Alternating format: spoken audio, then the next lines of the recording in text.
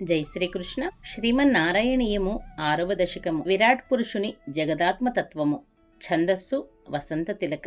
ఏవం చతుర్దశ జగన్మయతాం గతస్య పాతాళమీశ తవ పాదతలం వదంతి పాదోర్ధ్వదేశమపి దేవరసాతలంతే గుల్ఫద్వయం ఖలు మహాతలమద్భుతాత్మన్ జంఘే తలాతలమథో సుతలం చ జానో కించోరుభాగయుగలం వితలాతలే ద్వే క్షోణీతలం జఘనమంబరమంగనాభిః వక్షశ్చ శక్రనిలయస్తవ చక్రపాణే గ్రీవామహస్తవ ముఖం చ జనస్తపస్తు ఫాలం శిరస్తవ సమస్తమయస్య సత్యం ఏవం జగన్మయతనో జగదాశ్రితైరపి అన్యైర్నిబద్ధవపుషే భగవన్నమస్తే త్వద్బ్రహ్మరంధ్రపదమీశ్వర విశ్వకంద ఛందాంసి కేశవఘనాస్తవ కేశపాశాః ఉల్లాసి చిల్లియుగలం ద్రుహిణస్య గేహం పక్ష్మాణి రాత్రిదివసౌ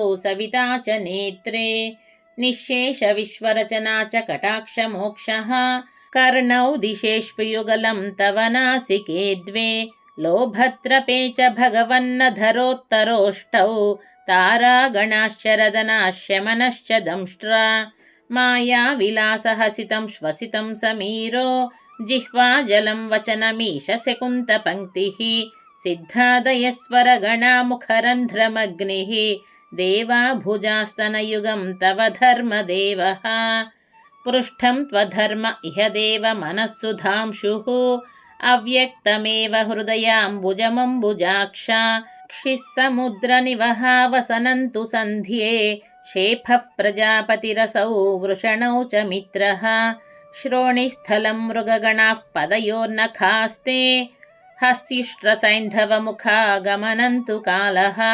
విప్రాదివర్ణభవనం వదనాబ్జబాహు చారూరుయుగ్మచరణం కరుణాంబుధేతే సంసారచక్రమయి చక్రధరక్రియాస్తే వీర్యం మహాసురగణోస్థికులాని శైలాః నాడ్యస్తరిత్సముదయస్తరవశ్చ రోమా జీయాదిదం వపురనిర్వచనీయమీశా ఈదృంజగన్మయ వపుస్తవ కర్మభాజాం కర్మావసాన సమయే స్మరణీయమాహుః తస్యాంతరాత్మవపుషే విమలాత్మనేతే వాతాలయాధిపనమోస్తు నిరుంధిరోగాన్ వాతాలయాధిపనమోస్తు నిరుంధిరోగాన్.